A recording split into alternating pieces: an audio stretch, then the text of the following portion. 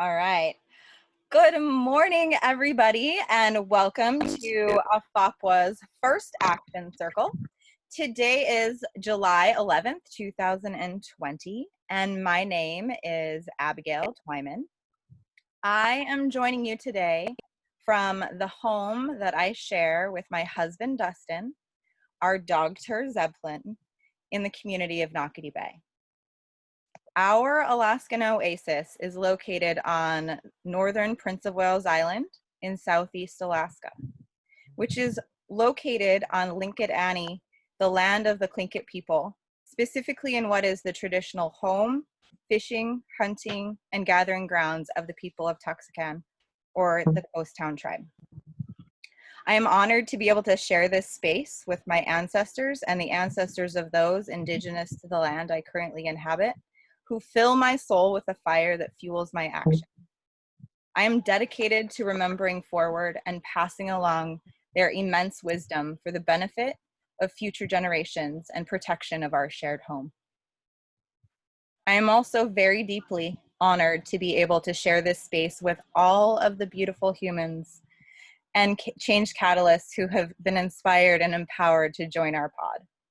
I am dedicated to using the privileged body I was born into and this platform to catalyze collective action, and I thank you for your commitment to acting in the service of creating peace for yourself, your family, your community, and all inhabitants of Mother Earth. As a way of orienting us as we begin navigating this new path towards a more peaceful world, I'd like to take a few moments to set the intentions for action circles. The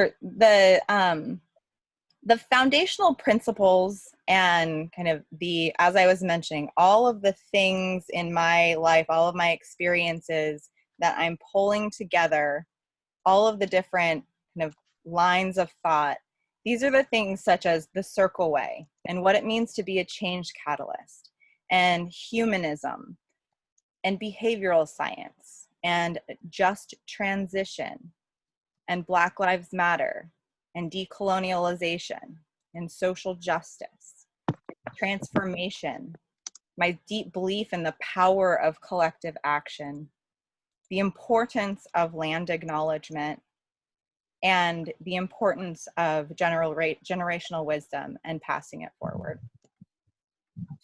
The important issues that I hope that we will discuss here in these circles and develop plans of action to address together are things such as institutionalized racism and dismantling oppressive systems, and criminal justice reform, educational reform, government and systems reform, community development, mental health access and parity, healthcare access and parity, and disability rights. Action circles are all about learning to have more effective conversations around challenging topics, as well as effectively collaborating with others who share our vision, mission, and values. When we come to circle, we assume that all of the answers are within the circle because we've brought the right group of people together with the collective wealth of knowledge and experience. Our guiding theory is that our respective efforts with our personal and professional lives, as well as our movements and organizations, have had limited impact on the overall trajectory of the data. Things are pretty much just staying the same or they're getting worse. Therefore, we believe that it is incumbent upon us to adjust our approach. By bringing our voices together and guiding the conversation in a very new, but yet very, very old way, we have the potential to develop plans of action which are much more likely to get us to the end goal, which is a truly just, equal, and peaceful world. So in reality, it's about coming back to what has always been, what should have always been pre-colonialism and industrialization. This action circle is the beginning of something we hope will spread. Our goal is to catalyze the spread of action circles across the world in the service of creating peace through collective action. Before we begin, it's important to establish agreements that will guide us and protect us within the circle. These 5 agreements are a starting point for action circles, and they belong to the circle. They will be reviewed at the beginning of every circle, and any member of the circle can propose additions or modifications. The first one, while every action circle will be recorded and made public, the story shared within the circle should only be shared in a way that protects, uplifts, inspires, and empowers others. The second agreement is that we will listen to each other with curiosity, and compassion, and withhold judgment. The third is that we ask for what we need and offer what we can. The fourth is that from time to time, we will pause to take time to regather our thoughts and focus. And the fifth agreement is that the chat function is reserved for contributions from those who choose typing as their preferred mode of communication, and for gems or quotes that are harvested by the scribes and that a scribe is for our purposes, is anybody who is in this circle. So if you hear something that strikes you and you're like, ooh, that's a good one, we need to save that, we need to etch that in stone, you can drop that in the chat box. So let's see, okay, so we'll make our first round of the circle to establish these agreements. To indicate your agreement and to also practice the flow of circle, I want this to be the first time that we're going to pass the talking piece around. So as the talking piece is passed to you, please introduce yourself by stating your name, telling us where you are. If you have something that you would like to share with the group about who you are, that is wonderful. And then state whether or not you agree to uphold the agreements during our time together. So number 1, we'll start with Becky. Hi, I'm Becky Douglas. I live in Missouri. I'm a special education teacher, behavior analyst, and I agree to uphold the rules. Awesome, thank you. And Deepinder. Hi, I am Deepinder Ransi from New Jersey, and I agree to hold the agreement. Thank you so much. Alex. There we go. Let's see. I'm Alex Weisenfels. I'm in Wisconsin right now, and let's see. I'm a philosopher developing a toolbox of concepts, and I agree to uphold the rules. Awesome. Thank you. Hi, I'm Carrie. I am in Lake Ronkonkoma, New York. I am a BCBA, and I agree to uphold the rules too. Awesome. Thank you. Hi, I'm Lauren Trettina. I'm originally from New Jersey. I live in Italy. I've been abroad now for 9 years. I was a special education teacher. Now I'm a BCBA, and I will uphold the rules for the group. Awesome. Thank you.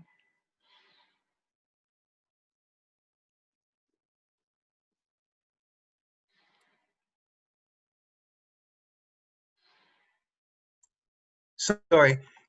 Hi, my name is Maximus Pepperkamp. I am in Chico, California, and I'm a psychology instructor and a self-taught behaviorist and a friend of Abby.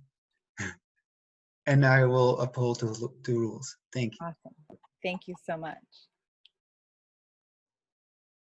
I'm Rachel White. I'm in Eagle River, Alaska. I'm a BCBA, and I agree to uphold the rules. Thank you, Rachel. My name is Renee Culp, or Klagunk. I am in Juneau, Alaska. I have joined today at the request of Abigail, as this is her first circle. And so I'm just here to join and offer some feedback that she's looking for. Ganeshish for having me here today. Yes, I agree to the agreements. Gunalashish. Hey everyone, my name is Sheena Trayton and I live in Tucson, Arizona. I'm also a BCBA and I am so honored to be here and grateful for Abby's leadership in change, and I agree to the rules. Awesome. Thank you, Sheena. Okay. Thank you, everyone, for being here and telling us who you are and where you're from and how we're connected. This group of people, I've been since COVID began. I've been part of another group that has, kind of inspired me that with this change to, make these changes. And it's really cool for me to see all of your beautiful faces and all of these connections all around the world. And I feel like, just like dropping seeds around. And that's my vision and my mission for life, is just like drop seeds, drop, stones in the water and let the ripples go. So I appreciate all of you joining us from all around the world. And so many different connections to me and my life, which I really appreciate you all being here greatly. So the way that our circles will flow is that we will start with a guided opening, and then we will move on. We will move on to a guided guided sharing activity, and then a closing. And then I'll leave you with some final thoughts. Before I do that, I just noticed that my computer's unplugged. So tap into an energy source here. Boom. All right. If at any time anyone feels like we need to take a pause as we're going through the circle, as we're talking, as we're sharing, I give everyone full permission to stop us. And you can do that by raising your hand physically. You can do that by raising your hand virtually in the chat or in the participant list. Or if it's something that's very urgent and it's like, whoa, time out, we've got to stop right now, feel free to unmute yourself and stop action, just depending on the level of need to stop the action. Okay. In future circles, we will have a circle guardian, and that person will play the role of helping us take that pause, centering us, and maybe talking about why we were paused, and then re-entering us back into the circle.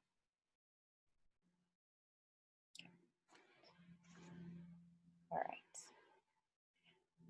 When coming into circle in person, there is often one or more items that are placed in the center of the circle to serve as a focal point. The power of circle is that, opposed to common approaches to difficult conversations, which often turn into power struggles, here we speak from the rim of the circle into the center of the circle. Our voices have equal power. We all have something important to contribute.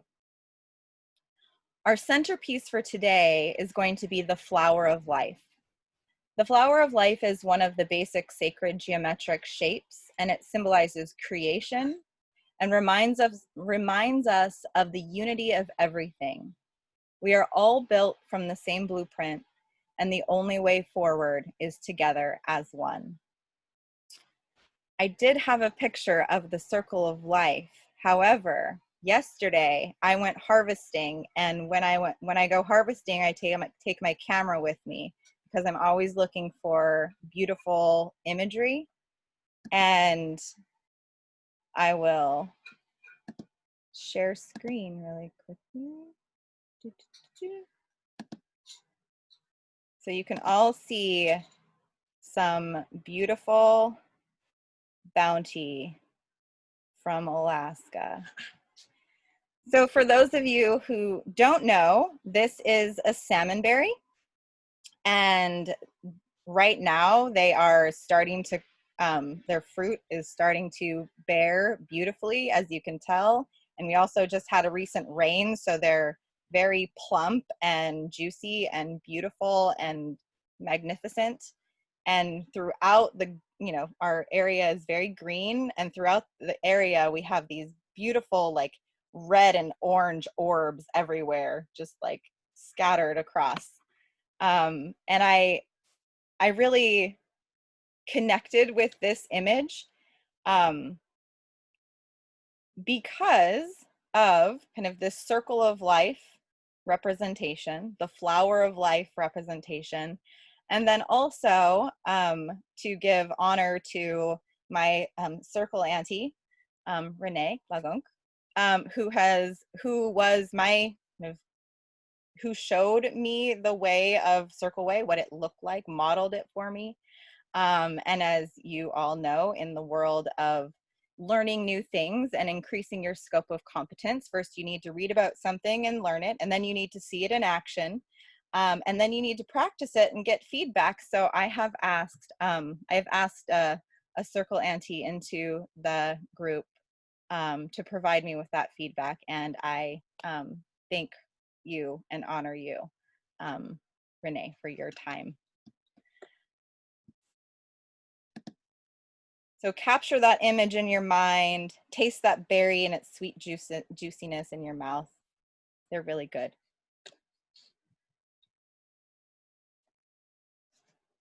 Okay. So now I would like to invite you all to bring yourselves into a comfortable seated position. With your spine straight and your shoulders back and down. Gently close your eyes or soften your gaze and just begin to notice the natural cadence of your breath as we're settling into circle. On your next breath in, draw your air in slowly for the count of 5, and then release the breath slowly for the count of 5. Breathe in, 2, 3, 4, 5, and breathe out, 2, 3, 4, 5. I want you to repeat this at your own pace for another 10 rounds. Just letting yourself settle in, come into this space.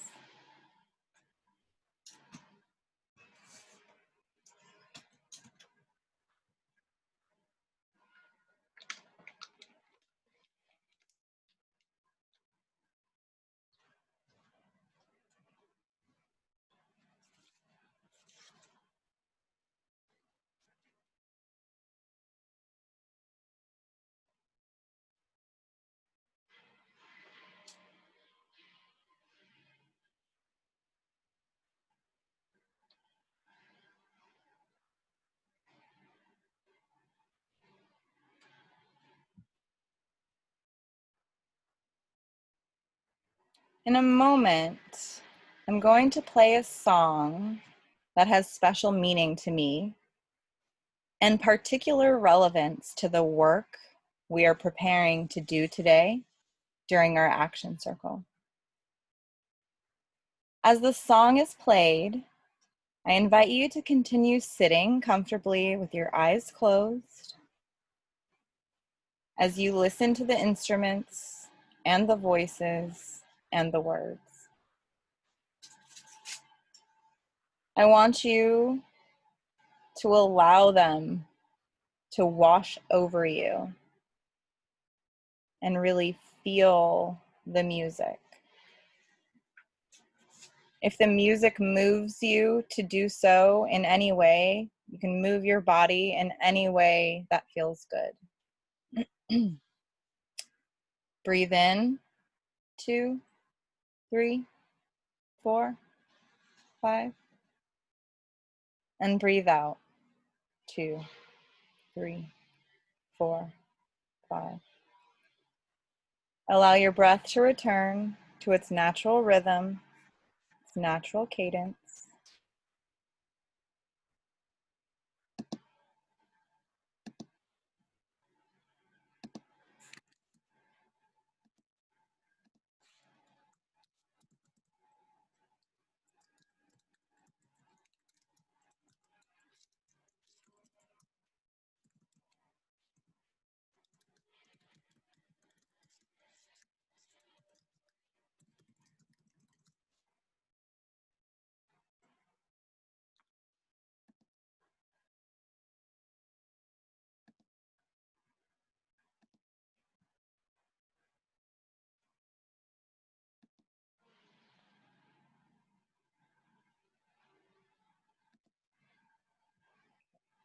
I'm going to push play on this song, and please just give me a thumbs up if you can hear it.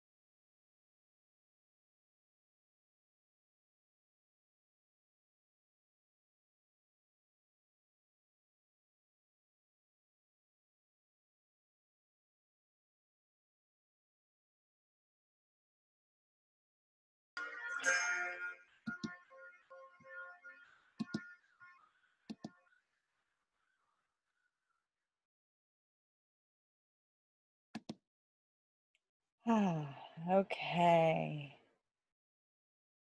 I'm going to take another deep breath in.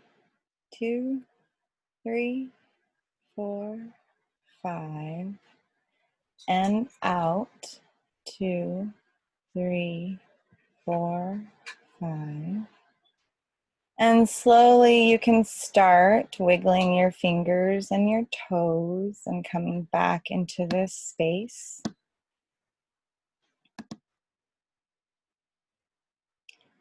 And open your eyes. So the song we just listened to was The Scientist by Coldplay, for those of you who did not know that. And while the song was written was written about a scientist who gets so wrapped up in his work that he neglects his relationship, the meaning that I draw from this and from the lyrics relates to our tendency as scientists and citizen scientists and people who want to see things get better, for us to get so wrapped up in the data that we sometimes lose sight of the real human beings who are affected by the inequities and the injustices in the world that are represented by those data.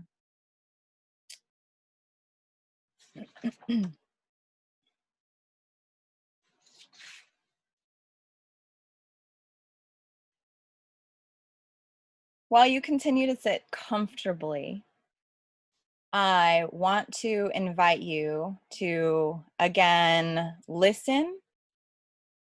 And you are welcome to close your eyes and listen as I interpret the lyrics in my version.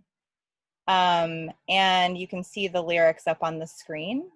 And you are welcome. I would keep yourself muted, otherwise it will mess up the sound. But if you are in a space where you want to sing along, because again, it's circle time. We can't forget that it is circle time, and circle time is fun. And in circle time, we sing songs. Okay, friends, we sing songs. And so I'm going to sing because I love circle time. And if you want to sing because you love circle time, you're more than welcome. And if you don't want to sing and you just want to listen, you are also more than welcome to do that.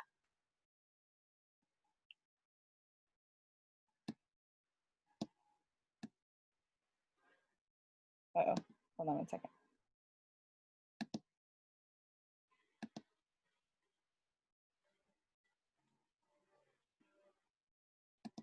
Okay. And I'm gonna get the drum going, not that you're gonna be able to hear it, but I just need it. I'm up to meet you, tell you I'm sorry. You don't know how lovely you are.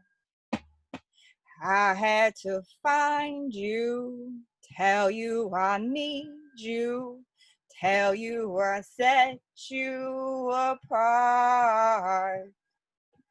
Tell me your secrets and ask me your questions. Oh, let's go back to the start. Running in circles, coming up tails, heads on a science apart. And nobody said it was easy. It's such a shame for us to part.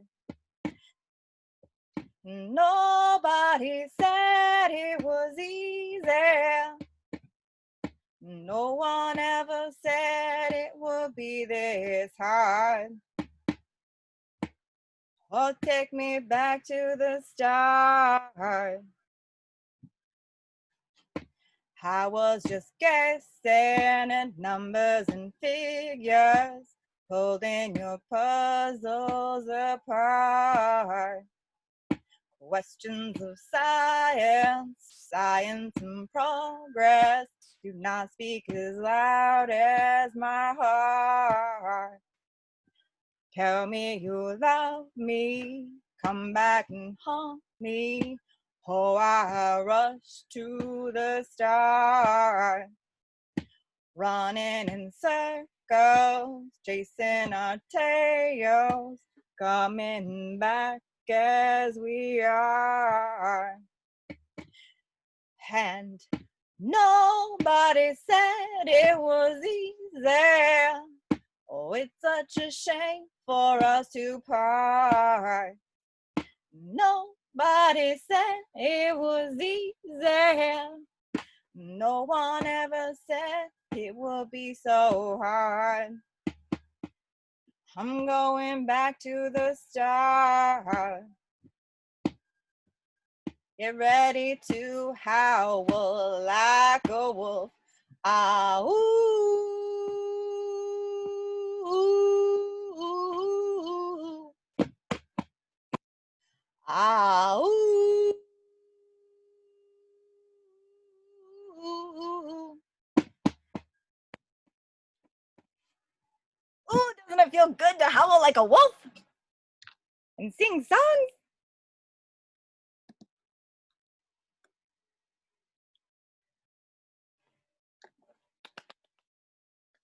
Give yourselves all a round of applause. I wish I could hear all your voices singing. One day when we're in real time and we're in real circle time, we'll all sing together and it'll be amazing. Okay, so as we are getting ready to close out our guided opening, which is getting us, I want you to take 5 minutes. And in this 5 minutes, while we silently pause and reflect back on the experiences we just had, and silently reflect, I want you to think about, or I encourage you to think about and consider how you can utilize your various identities as a person, as a human, as a person who is motivated to make change. I want you to think about how you can use your various abilities and identities to help catalyze progress towards a more peaceful and just world for all. So for the next few minutes, you're invited to free write or free think. Whatever mode of silent reflection works best for you. I will set a timer for 5 minutes while we all sit in silence and reflect.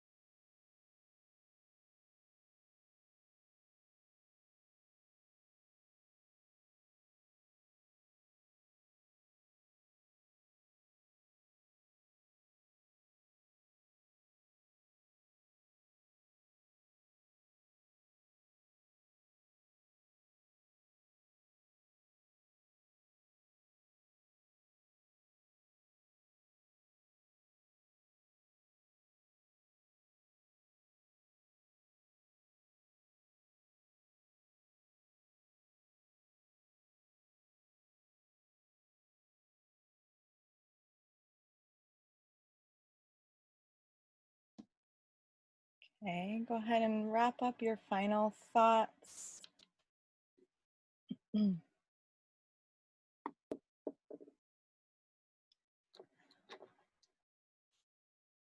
So, as I was kind of describing the agenda, I wanted to kind of circle back to the framework that I'm using and trying to, again, knit all of these pieces together for us. So we started with a guided opening. And so for anybody who has done any reading in the ACT literature, but really as I read more and as I learn more and as I reconnect with my roots more, I believe it doesn't take reading and studying all of these things. Sometimes it just takes talking and listening, and really hearing the wisdom that others shares, right? But so in ACT, they talk about being open to the moment, being centered, right? And being engaged. And so the first part of circle is to open us up, to ground us here in this moment. Okay? Bring yourself into this space, into this deep awareness of where you are and where we are, and kind of, get yourself kind of open to the moment. And then after we get ourselves open, we need to get centered. And today, how we're going to get centered is by reflecting on the question, what motivates us to take action to create peace in the world? And so take a moment to think about that. I'll give us a pause, and then we will start going around the circle, and giving everybody an opportunity to speak. In the honoring of our time together, this is going to be one of 3 questions that we're answering as a group. So I want us to keep our responses to 1 or 2 minutes. So kind of think about how you could, in a short way, summarize what motivates you to take action to create peace.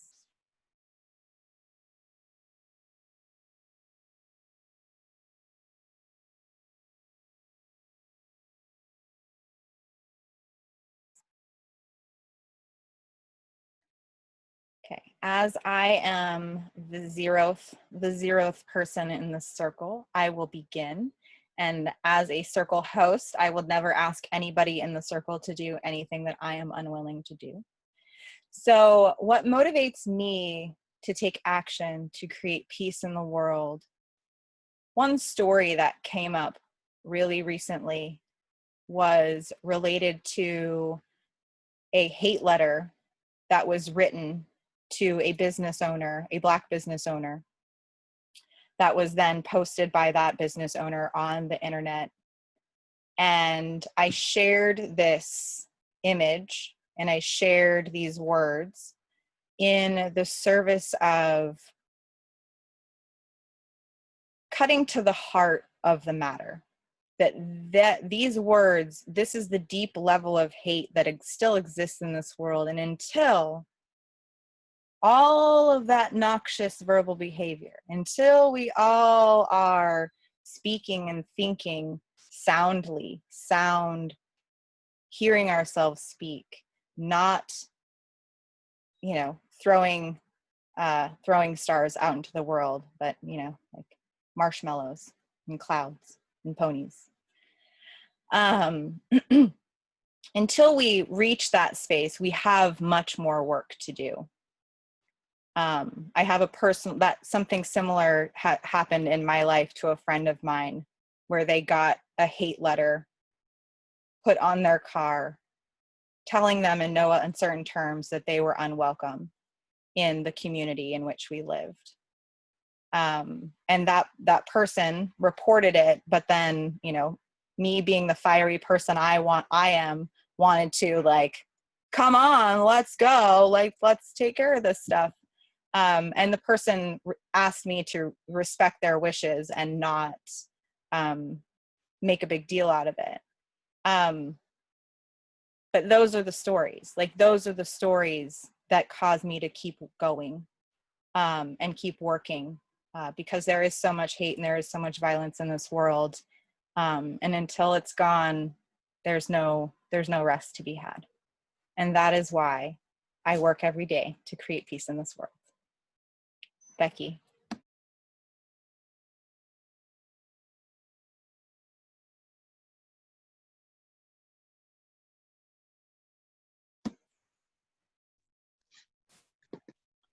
Why I want to create peace in the world is that I see poverty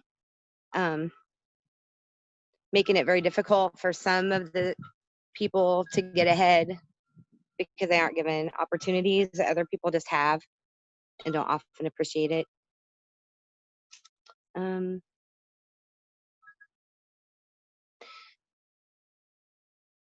don't know how.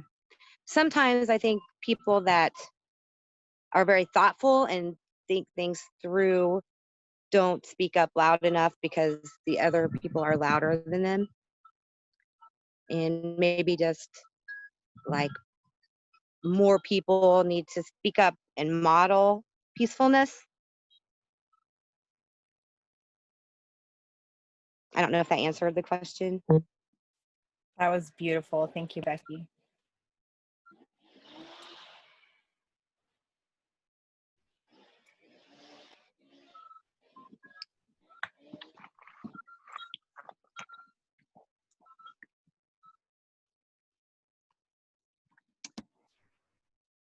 Deepinder, you're welcome to.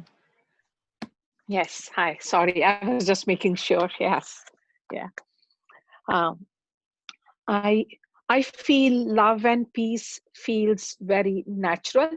As human beings, genetically, we are supposed to be fair and loving and caring towards our own kind, genetically.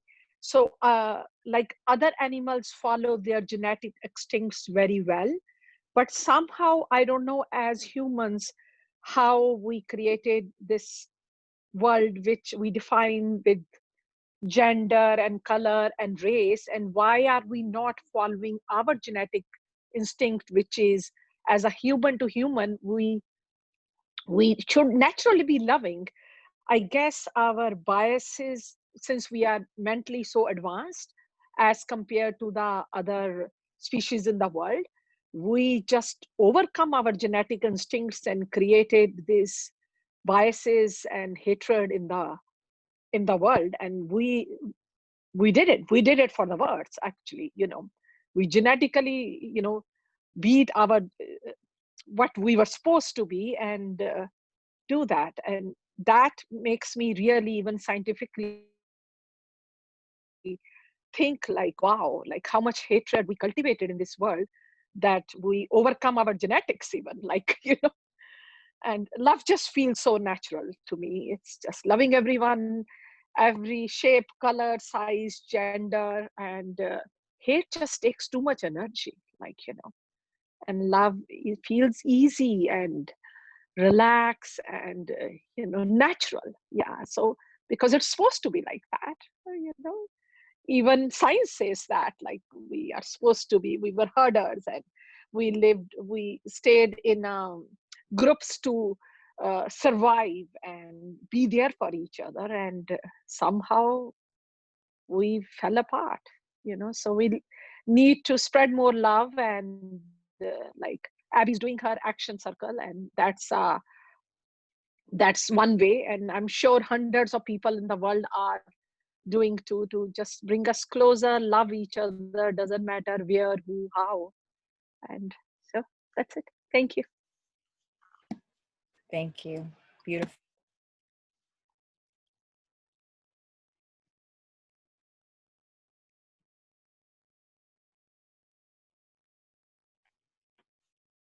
My talking item. Let's see, what motivates me to take action in the world? I I don't want people to just get away with creating a world of ignorance and suffering. There's four fundamental liabilities: scarcity, disaster, stagnation, and conflict. And we can actually work together and deal with those effectively. I want people to learn from their mistakes and learn from mistakes that haven't even happened yet, to just think about what the consequences of their actions are, to create prosperity, safety, vitality, and harmony. Because we could do so much better if we put some thought and effort into things. The answers are already out there, so there's no excuse not to learn. So I'm trying to get us to that point where we do take that step and make things better rather than just letting things happen.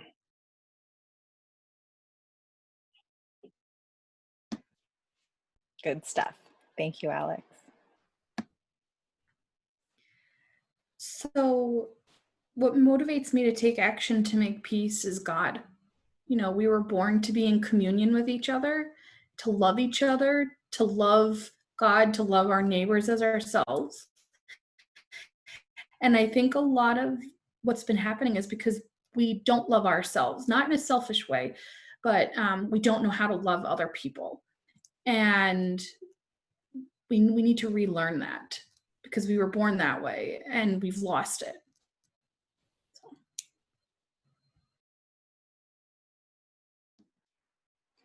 Thank you.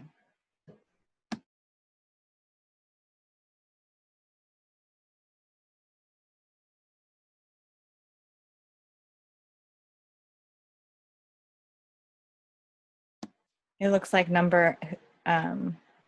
that Lauren? Lauren must have dropped off. Rachel.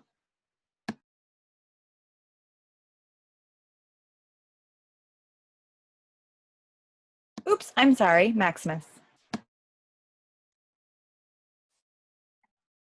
Hi. What motivates me to be here and to participate is that I know something about this other way of talking,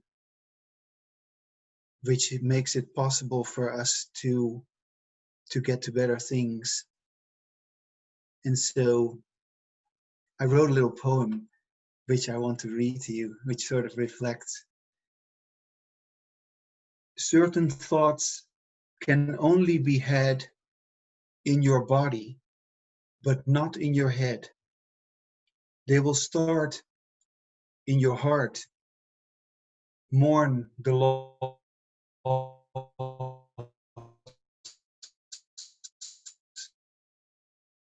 of being apart. These words will matter.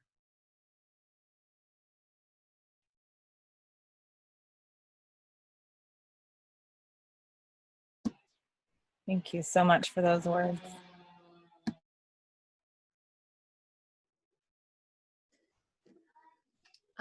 So what motivates me is honestly like my family.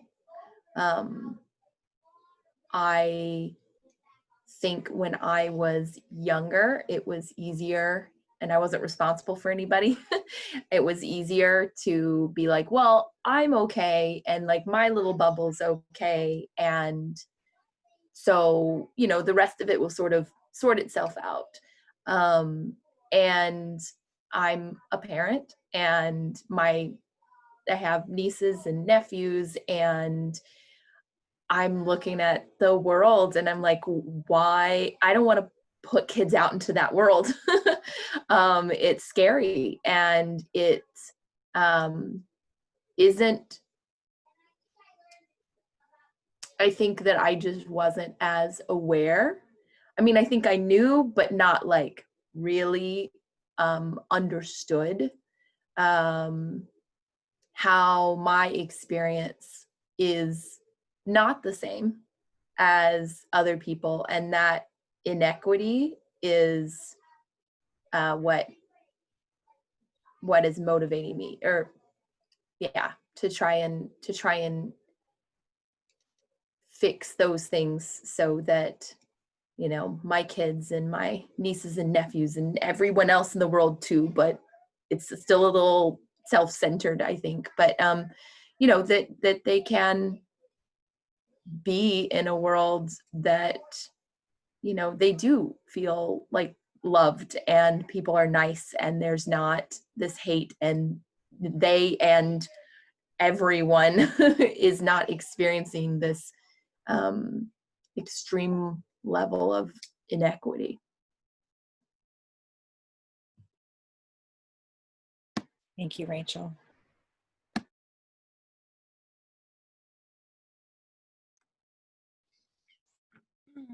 What motivates me is 7 generations. For the last 7 generations and longer, the United States has been struggling with significant inequities for my people. And what motivates me is the next 7 generations. I've had to live through some pretty significant inequities, despite being a white Indigenous person of color.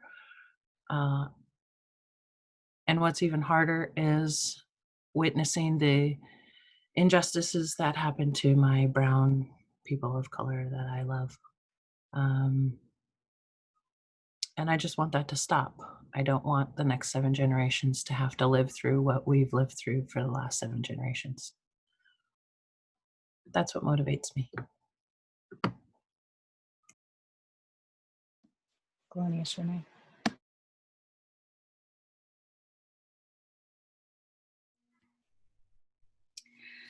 So I'm reminded of, there's this favorite Ram Dass quote of mine that I try and live by every day, and it's treat everyone you meet like God in drag. And I feel like that's really powerful. You know, Abby, when you were talking in the beginning about we're all the same, and just piggybacking off of what everyone else has said, we've lost that piece of being able to see each other as we're all just human. We all experience joy. We all experience pain. This is the human condition.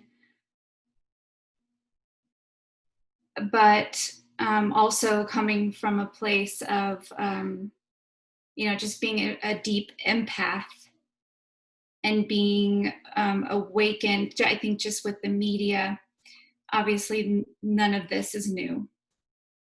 So feeling a tremendous responsibility to educate myself and my children to make the world a better place, because to create peace, we need leadership. The kind of leadership where,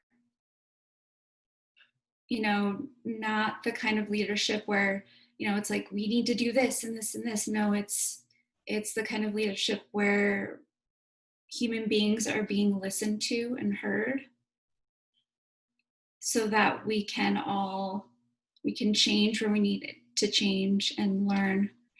And I'm sort of rambling now, but that's my motivation. All of those things.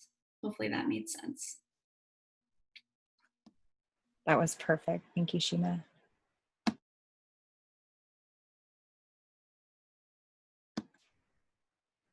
Saki, you joined us late, but you are welcome into the circle. Thank you for being here. And we'd love to hear from you. If you are willing, or if you would like to just stay silent, you can always pass. I'm gonna pass. Thank you. Thank you for being here.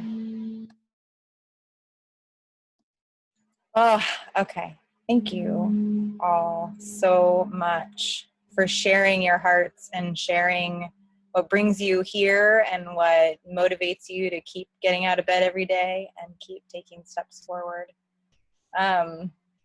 Just hearing those answers just gave me chills and made me even more confident that this is the next right action. So I thank you and welcome you all. So now that we are centered, we're centered on that idea of what our motivation is, why we're here, why we get up, what drives us. Okay. Now we're going to move into the more of a sharing space, a storytelling space. And feel free to take a few, we started our centering with about 1 minute. You can, bump your answers up to two or 3 minutes if you are compelled to provide a more deeper answer. But the question that we're going to start our sharing storytelling around is, what barriers currently exist on the path towards world peace from your perspective? What barriers are there to world peace? Thank you, Becky.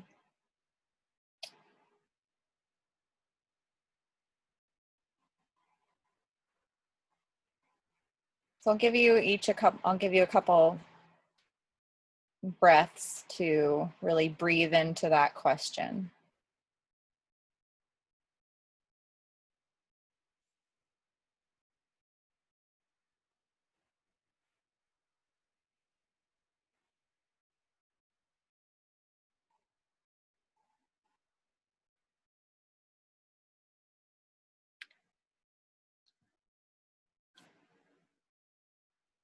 We'll go ahead and get us started. So from my perspective, one of the most significant barriers towards world peace is disconnection from our roots,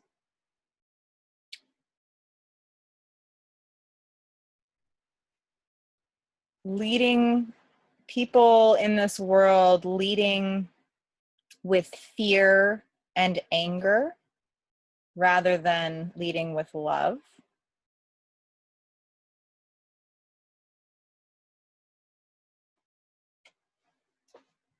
People not being willing to do the hard work necessary to get the job done and get those calluses on your hands. And not being present enough in the moment to fill all of the spaces and the cracks we have in our world with the sweetness it deserves.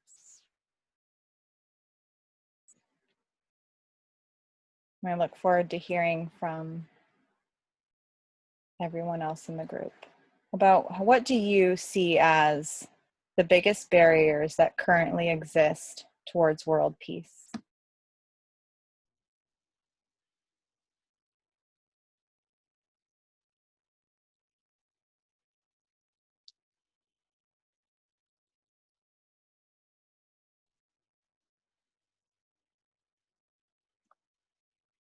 Can I go?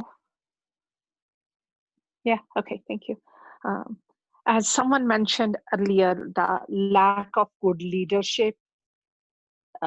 Most our leaders in the world are very driven by egos and values. So if good leaders are not there to lead the people, and there is a lot of psychological pain as humans, we are suffering anyway. because of various reasons. So much scientific advancement has been done, but internally, our internal environments are not as happy as they used to be, though scientifically we are at a very good place in the world, you know. But as a humans, we are lost anyway. And then our leaders are not there to guide us right, to put us on the right path, to show us, to be a great role models for others who don't know best, right? And then they want people to be like that so that they can herd that crowd to gain their personal motives, but at the cost of spreading so much hatred towards different kinds and different colors and races and genders. I guess I don't understand politics too well, but I do know we do need better leaders. So, and that can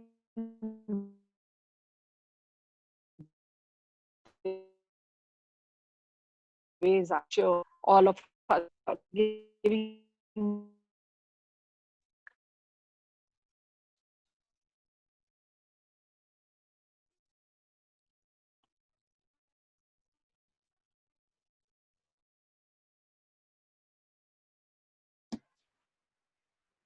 Thank you so much.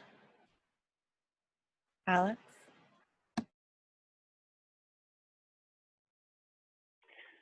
Let's see. So for this, mentioned 4 fundamental liabilities earlier. I think that 2 come into play. There's scarcity, which is people have known limitations that they face and they don't have enough of what they need to overcome them. Food, food, money in general, that sort of thing. And there's not enough investment in getting people what they need when they need it to be able to go beyond that that problem entirely. Like we could get rid of scarcity problems with more investment, because it's not just with investment we can solve the problem in the long term, as opposed to just, okay, it's gone for now, but then we need to throw more resources at it. Now, we could solve this in the long term if we actually put things together right. So there's that. The other main one is conflict, which is where people oppose each other and we don't know who's going to win. And these sort of tie together. People conflict over what they see as scarce resources. And to resolve conflict, we need ethics. We need people to actually work with each other and try and help, rather than trying to prevent, just trying to hoard all the resources for ourselves, or trying to extract resources from other people. So investment and ethics, we need more of those. And they're tricky. Like, solving liabilities is very tricky, which is why we also need mindsets and the attributes for practicing those mindsets.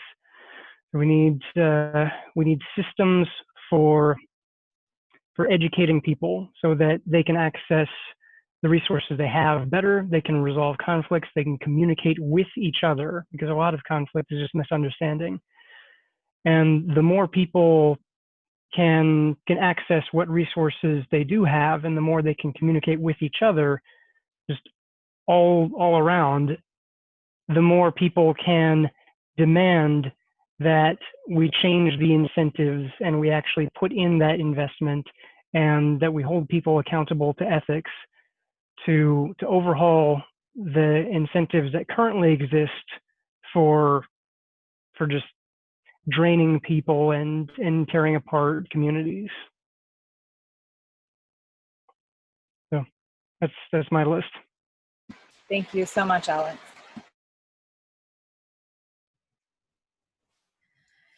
So Abby, when you first asked the question, immediately my head went to competition.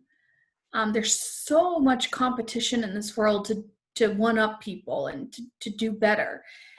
And then I started, thinking more about it and really like, why does that competition exist? And, there's also a lot of fear in the world, fear of what we don't know about people, but also, oh, hi, Dustin, fear of the unknown, and fear of vulnerability.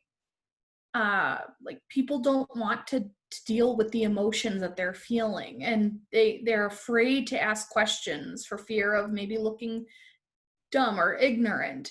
But then, and when Deepinder was talking, it was like labels. We have labels for everything. And yes, sometimes we need labels in order to share information. But I think oftentimes labels have interfered then with people getting to know one another and on that human level. And so now I just think of all the stuff that's going on in this country with the election and Republican versus Democrat. And I'm like, people, let's just learn about each other. Let's be human beings and let's be nice. And like, what a concept, Last year I had actually volunteered for a campaign, and I decided I'm no longer going to be Republican or Democrat. I'm a human being. I am a behavior analyst. I'm going to go with the data and what the data tell me, like who the, okay. And there's just so much hate on both sides, even from people saying, oh, well, we love everybody. No, you don't. Because if you did love everybody, you wouldn't be using all these mean words. So I obviously don't know what the answer is, but there's a lot of barriers. And I think that these labels are like walls and we have to tear them down, and really get to know one another and get to know everybody's hearts and not be so afraid to look, stupid, if you will. So. Powerful stuff. Thank you, Carrie.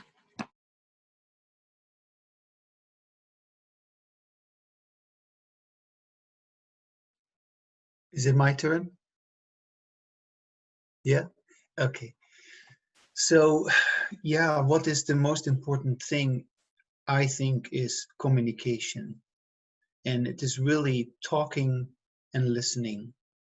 These are the quintessential two behaviors that we need to know more about. And we need to be more busy with just these two behaviors, speaking and listening. And there is a way of talking in which we listen to ourselves while we speak. That way of talking I call sound verbal behavior.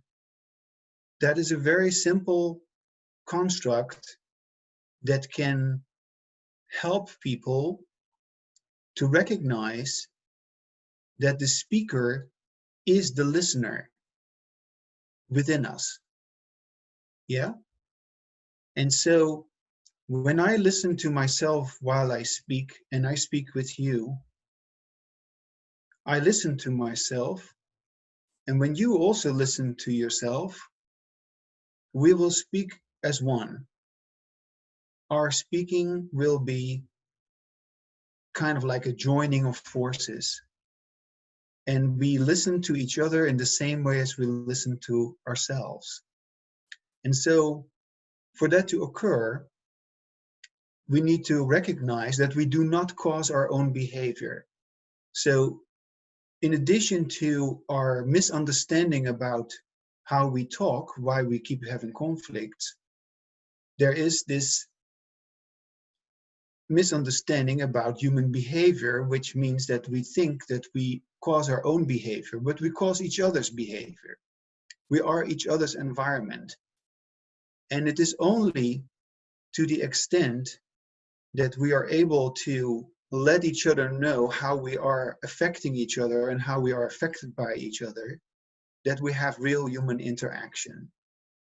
And so what I call sound verbal behavior is the kind of speech in which we hear our own sound, and the sound of our well-being, the sound of our being present, the sound of our feeling positive, is basically what carries the conversation. And so to me, it's all about the sound, and it's all about listening while we speak. And so that's the biggest problem in the world, according to me. The fact that we do not listen to ourselves. We are taught to listen to others. When we hear the word listening, we think about listening to others, but we do not think about listening to ourselves. And why is that? Well, nobody has ever reinforced this process of listening to ourselves. So it's not strange that we do not listen to ourselves. It was never taught. And if we were listening to ourselves, we were punished. so because you were not listening to the authority outside of you. You get what I'm saying? When you listen to yourself, you become your own authorities, which actually also means you become a real individual. Yeah. And by listening to yourself while you speak, you will acquire a new skill, which is, in my opinion, a behavioral cusp, which will give us access to immensely amount of new reinforcers, which all derive from the fact that we get it right in the way we talk and listen. So that's in a nutshell what sound verbal behavior is about. Thank you so much.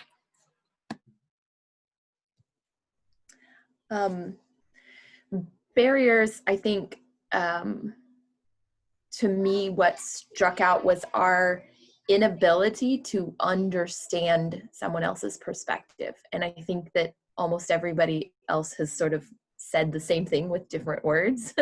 Like we have a hard time understanding how it is for someone else because it wasn't something we experienced. And I don't think I know that there's a lack of education around differences. In my personal experience, I grew up in rural East Texas, and in high school, I remember being specifically taught that the Civil War was about states' rights. And it wasn't until I went to college that I realized what rights they were fighting for, because it was never presented that way. And the majority of the people that I went to high school with didn't go to college. They stay right there, so then it just, though that information, people don't learn new things if, because they stay put. And I think that, there's been a lot of things that I have tried to seek out more information and continuing to seek out more information about how it is for other people. And again, logically, I know that everybody does not experience the same thing, but I was never told about some of the things that are very significant in all of our history, not just in the history of particular groups.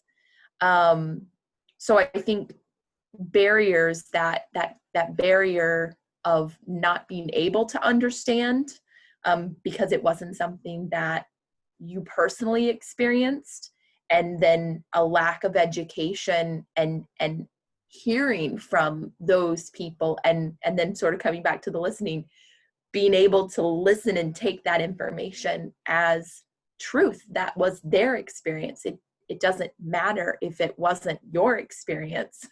That was their experience, and these are all valid, and they all happened. And I think,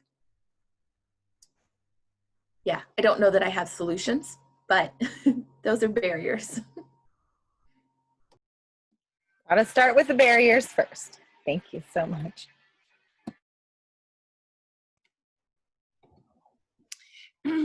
So when you started to pose this question, Abigail, my brain was very ethnocentric, and I started to think about all of the barriers in America and the United States and what's causing us problems here. And then my brain went, wait, she said world peace.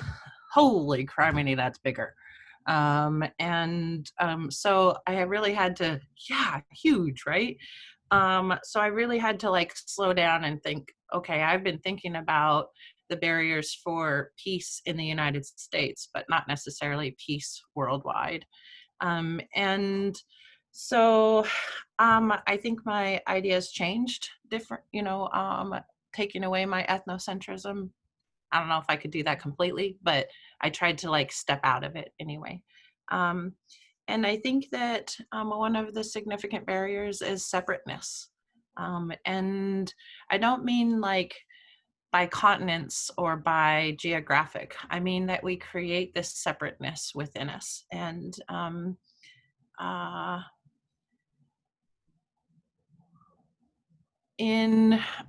don't remember her name, I apologize. In the one that was talking about that we are all the same species, but we have created this separateness amongst ourselves. I think that creates the opportunity to not see each other as the same and to allow ourselves to hate that other, to judge that other, to think of that other as not us. The separateness, I think, leads to a lack of understanding. And by not allowing ourselves to come together like we are in this circle, to hear from each other and to learn from one another and to truly listen, not only when someone else is speaking, but listen to ourselves as that person is speaking, we don't get that understanding. And that continues to maintain that separateness. And then I really liked what she was saying about leadership. I recently, and I know that social media is like kind of the bane of our existence, but it also provides a lot of really good information. And I recently saw a post that identified the countries that have the highest cases of COVID right now that are rampant and out of control. And all of those countries are led by men. And all of the countries that have COVID under control are led by women. And as a woman from a matriarchal and matrilineal society, I'm like, that's what we need, is we need a world of more women leaders. And that's not necessarily to put down our men, because in the Tlingit world, men are extremely important and we cannot have a society without them. But just that there is a different thought process in the leadership of a woman than there is of a man. It's vital to have both in the process. So that's what I was thinking, was there's a lot of wisdom in this circle. And it's just beautiful to hear everyone around the world right now talking about what are the challenges, what are the barriers of world peace. Ganeshish. Ganeshish.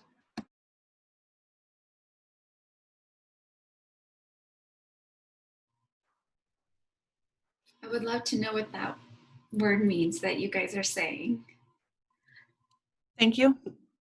It actually, the literal translation of Ganeshish is, without you, it is not possible.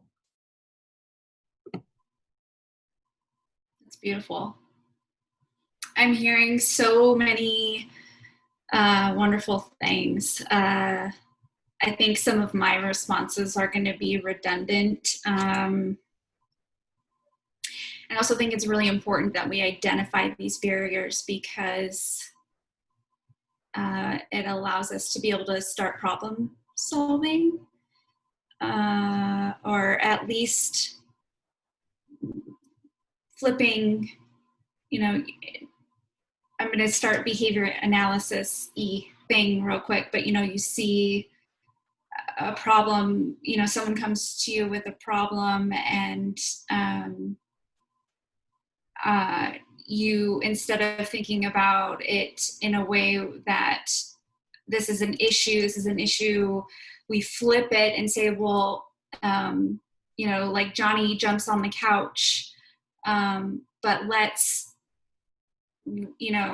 too much, and we don't want that. And so, okay, well, let's teach Johnny a behavior that we would, that's more acceptable than jumping on the couch, and then reinforcing that. So you identify the barrier or the issue first, and then you flip it and then work on teaching it and reinforcing it. That wasn't in my notes. That just, I don't know why that just came.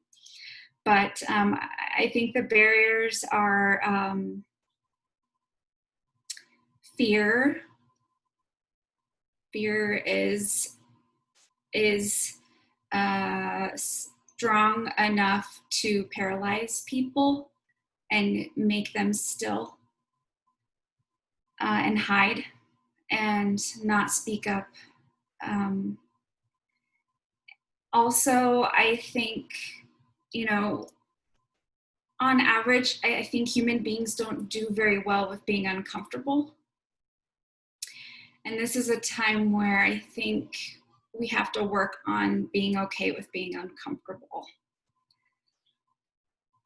A willingness to be with that uncomfortableness, and so that we can take action. And then we also don't typically do very well with the unknown. That's also very hard, and that also feeds fear. So oftentimes, and going back to leadership, oftentimes when things get difficult, with COVID and everything that's happening in the world, I think leaders have a tendency to want to control more. And even, to other behavior analysts in the group, a lot of what we do is about control, but I think controlling might not be what we need right now. Maybe letting go of the control a little bit so that we are leaving safe spaces for more listening. And I love the beautiful Maximus, what you were saying about, I've never heard that concept before. I would like to learn more about that, because I've been trying to work on my listening skills, but and I've listened to some TED Talks around it and wisdom around that, and but like before you're going in to have a difficult conversation, maybe taking a few minutes to see what's there with you first, and what's there first, and then you're going in and you're more able to be open, because we have so much mental clutter in here all the time, especially when things are really heavy. And so taking some time to look at that, clear it out, and then go and have some conversations, but good conversations, generative conversations, and then listen. So that's what I think our barriers are. Summarize: fear, incompetent leadership, inability to listen, and having a hard time being uncomfortable. Thank you so much, Sheena. Saki, did you want to contribute or pass?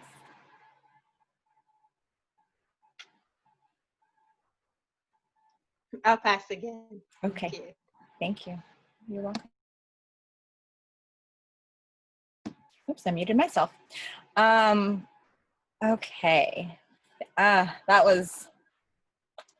There's so much here, and I love this. I love this format of conversation, of being able to hear everybody's voice and perspective, and just, I don't know, I can just like feel my shoulders are just like, oh, like, no, not all the world's problems aren't solved, but dang it, like, I feel like I got a crew behind me now, and like, we're ready to go.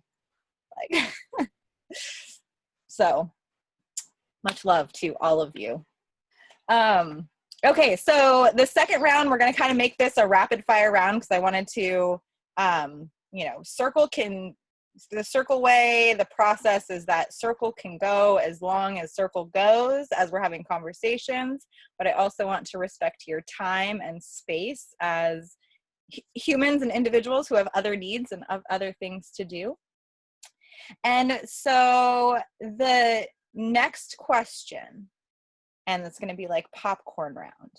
If you could make one wish upon a star tonight, if the sky's clear and there's a star you can see, even if the clouds are still there, you know the stars exist, you're making a wish. And you can guarantee that that wish will be granted in the morning without any shenanigans, no tricks up the sleeve. If you could make one wish that would be granted shenanigan free, what would you wish for? And for mine, my wish is that we can all learn the skills, become fluent in the skills that we need to create peace within ourselves, and be wonderful models for the world about what that looks like, and be wonderful aunties and uncles and teachers and ancestors for the future generations, to pass on the wisdom that's within each of us to carry us forward. Amen.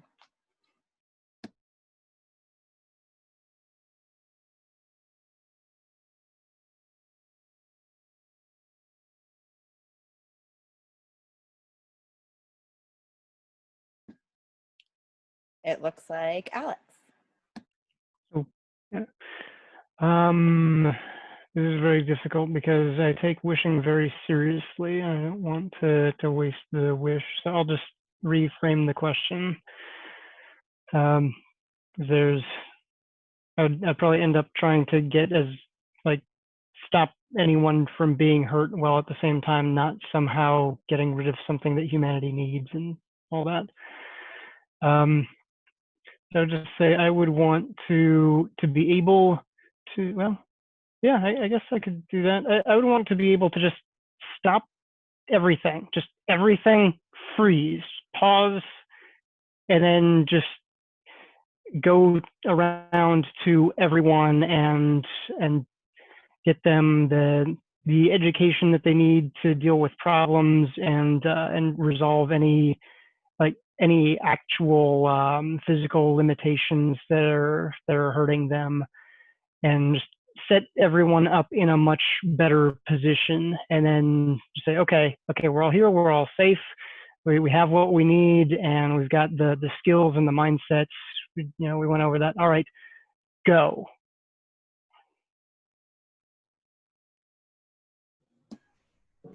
That was amazing. So I had two that came up. World hunger is a real issue, as you all probably know. And so the first wish was that everybody on Earth would have the nutritious foods that they need. And then the second is that we would get rid of all weapons that hurt people. Like, yeah, we need some weapons for like animal food sources, but like we don't need to use them to hurt people. Thank you.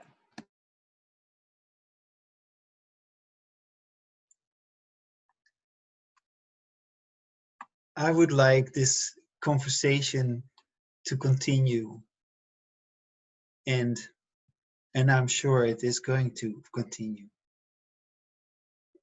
And this modeling that we were talking about, this leadership that we are all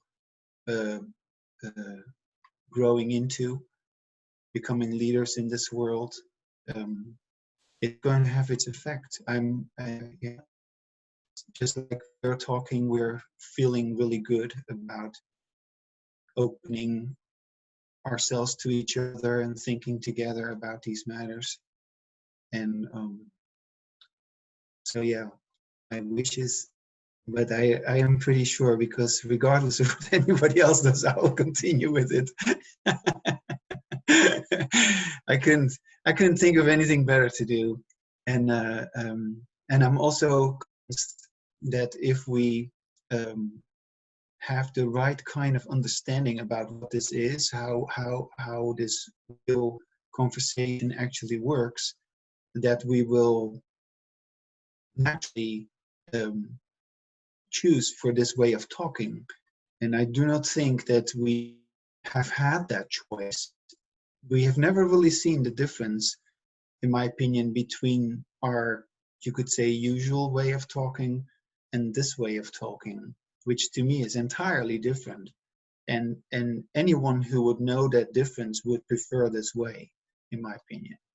And so it's just because there's no, and this goes kind of back a little bit to what you were also saying, Abigail, at the beginning.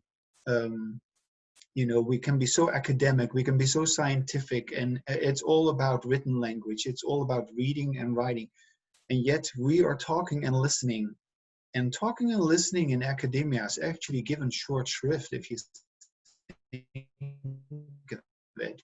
And I really think that this platform or this conversation needs to continue, and there needs to be more attention to real talking and listening, because that is really where we can begin to speak about as the solutions, and really have the conversation which leads to action, rather than all these conflicts which set us apart, and which also prevent the right action from being taken.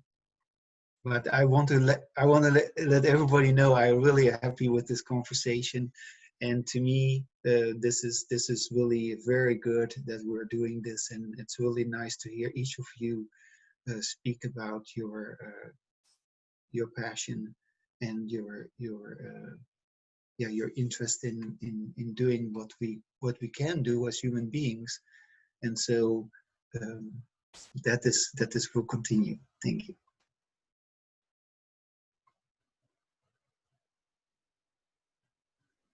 Oops.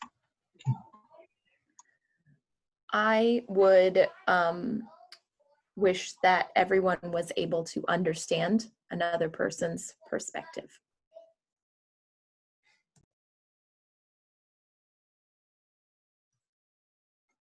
My wish would be, and I'm like Alex, I take these very seriously. So I thought about this one and I was like, yeah, this is my wish.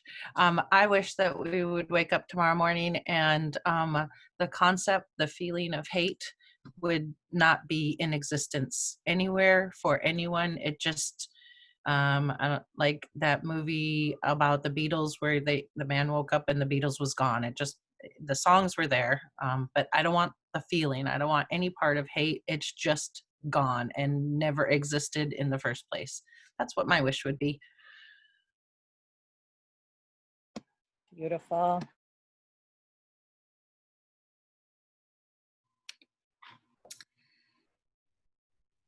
So I think my wish, and I just thought about it. At first I was like, oh, because I didn't think ahead about this, because, whoa, it's a big one. I think my wish would be that everyone understood self-love and self-compassion and what that feels like. Because it starts with us. And if we do not know how to be compassionate toward ourselves, then we won't be able to be compassionate toward others.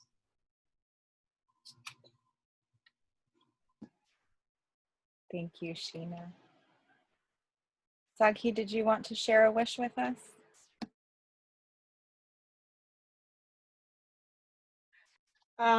I think my wish would be, it's kind of like broad, peace in the world. How do we bring peace into the world? It's it's a long way. It's so many things that we have to do to accomplish that. So that's my wish. Thank you. Beautiful. Thank you. Oh, yes. To be able to push pause. Did anybody ever watch that show? Was it Heroes? Is that the right one? Okay, yeah, Heroes, if you watched it. They were able to like stop time, and he was able to like go around everywhere and do stuff. And like, Alex, yes, I totally am with you. Sagi, we're like, yes, we're going to stop time, magic wand, fix everybody, and resume action. Go. That would be amazing. I too wish that for this world. So let's all put all of our prayers and positive energy to that happening. In the event that that doesn't happen tomorrow, we will keep working and keep doing what we're doing to make a difference in this world. Okay, so to close us out today, we are going to take a pause and do a little bit of visioning, okay? And so I'd like you to bring yourself back to a comfortable seated position, spine straight, shoulders down and back. Gently close your eyes. So much goodness, so many threads to catch within this circle. Breathe it all in. Breathe into the spaces.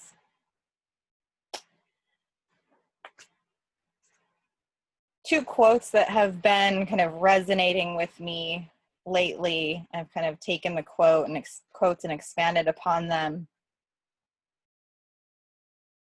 Between a stimulus and a response, there is a moment. Dig into and savor those moments. It has been said that music is the space between the notes. Breathe into and open those spaces. Honor the ancestors as they were the stewards of this land we now call home. Respect them always. Return to the source of life, earth, water, fire, air, heart, brain. Give homage to what is. As we re-enter the world with renewed vision, we are empowered to act as our ancestors are with us.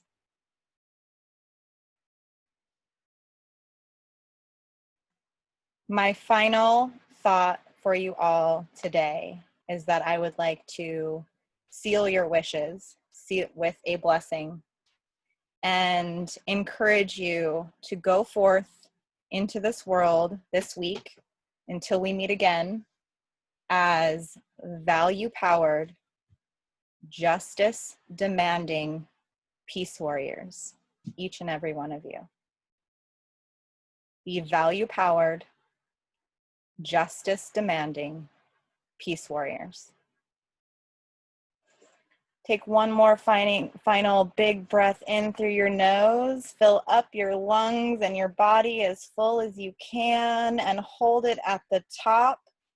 And release your breath with one big ah or howl, if you will. Ah.